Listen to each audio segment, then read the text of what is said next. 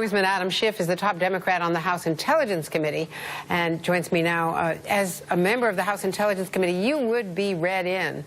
And certainly Chuck Schumer and other members of the Gang of Eight, the top congressional leaders in each party, would be read in, and they have not come forward with any evidence that this took place. Do you have any evidence that there was eavesdropping by Obama on President-elect Trump or Trump the candidate? No, and I think it's a preposterous claim. As people have pointed out, if it were true, it would mean that a federal judge had found probable cause to believe that Trump or his associates were engaged in a crime, or that a FISA court judge had found that they were acting as agents of a foreign power. This is what the president is suggesting when he says that he was wiretapped. But it's a preposterous claim, and I think that, certainly it's one explanation that he's merely trying to distract. But a more troubling conclusion might be that this is simply a president who cannot separate fact from fantasy, and as a commander-in-chief doesn't know right from wrong. And that may be the most disturbing conclusion we ultimately reach from this. He has demanded that the Intelligence Committee look into this. Are you going to support your chairman, Chairman Nunes, and have you spoken to him about the president's demand? I haven't had a chance to speak with the chairman about it yet. Look, we hope to get a full briefing from the director of the FBI. He's going to come back into the Gang of Eight, I believe, within the next few days. I certainly hope so.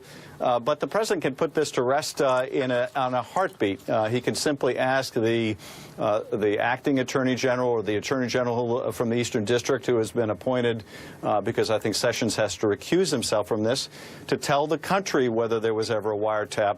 We already heard from Director Clapper that there was no FISA tap directed at the at Donald Trump or his campaign, and the Attorney General's designate here, that now that he's recused himself, can put this to rest for good. We don't need an investigation to tell us what the Attorney General can very simply. But of course, this is all giving the president way too much credit that there's really any reality behind this, and it was embarrassing to see his deputy press secretary or Jason Chaffetz or any of these folks try to give lip service to this, because it's just an absurd claim. And at the same time, you've put out a statement criticizing the revised travel ban, saying that besides eliminating Iraq from the countries, it doesn't do very much. What about the improvement in that it doesn't take place immediately, that people won't be caught mid-travel, that you won't have the chaos, that they have briefed the key cabinet secretaries?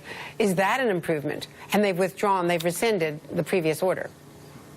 Well, superficially there have been changes made, but the same fundamental flaws still exist, and that is the choice of these now 6 countries is again completely arbitrary, and the idea that Iraq has now been taken off the list because they've given some kind of assurances, that is the most transparent window dressing. What really happened with respect to Iraq is it was becoming untenable for Prime Minister Abadi to work with the U.S. government, where we're engaged in a pitched battle, U.S. and Iraqi forces against ISIS, if we were banning Iraqis from coming to the United States. So let's not delude ourselves into thinking that we somehow got magic assurances we couldn't have gotten 6 weeks ago from Iraq.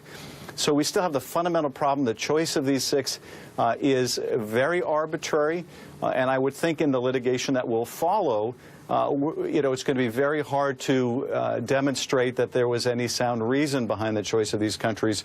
I've asked for a hearing before the Intelligence Committee of the intelligence arm of DHS.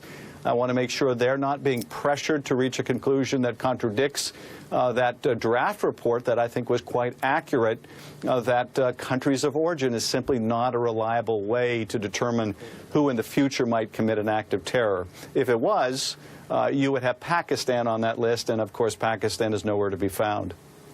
I also want to draw your attention to something that the president tweeted out on January 30th, 3 days after that other very controversial initial executive order. And he tweeted, if it were announced with 1 week's notice, and this was to all the complaints that it had been done so suddenly, that it would give warning to all the bad guys out there, and that there are a lot of bad dudes out there. So now they're giving till March 16th. They're giving, more than 10 days notice. Yeah, of course they are. And again, you know, we fall victim to actually crediting what the president says. But unfortunately, all too often, we just can't do that. They waited, I think, extra time because they wanted the State of the Union address to get the maximum benefit. And then they were distracted by yet another controversy with the president's tweets. So now we have this rolled out with no explanation by these secretaries, no Q&A, and I think that ought to tell us something if they're not willing to stand and answer questions and defend it. But yes, there's obviously no sense of urgency anymore. What this is truly about is the president trying to meet his campaign promise to ban Muslims and to do it in a way that won't be struck down in the courts. That's really as simple as it is. This is not going to improve our security, and indeed, the same problem we experienced in Iraq we're going to still have with the Muslim world, and that is the world views this as a Muslim ban. They're not going to want to work with us in the fight against terror if they think that we are prejudiced against an entire faith, and that's the faith that most of the Arab world subscribes to. So it's going to be counterproductive. It already is arbitrary. And I think for those reasons suffers from the same underlying flaws as the original. And finally, North Korea, more launches of test missiles. Do we know anything more about the range and the viability of these tests and whether or not we've been able to slow down their missile development? We see reports from David Sanger and others at the New York Times that we've actually used our computer, our cyber technology to try to slow down their development of this program. Well, I can't comment on that report, but I can say that we certainly haven't been able to slow down their ballistic missile program to the degree we would need to bring it to a halt. And over a matter of time, and very possibly within this president's first term, North Korea may be able to miniaturize a nuclear device, may be able to perfect the technology for an intercontinental ballistic missile and marry the two. And that will pose a very substantial threat to the country. And it's a good thing to keep in mind when you consider the damage the president is doing to his own reputation by making these outlandish claims. Because should North Korea get to that point, should the president conclude he has to do something about it, will the country believe him when he talks about these issues? Will they believe him if he says that force is the last resort, but we've come to the last resort? And he is so undermining his credibility that in the crisis that may very well come with North Korea, we already have a weakened president. Adam Schiff, thank you very much.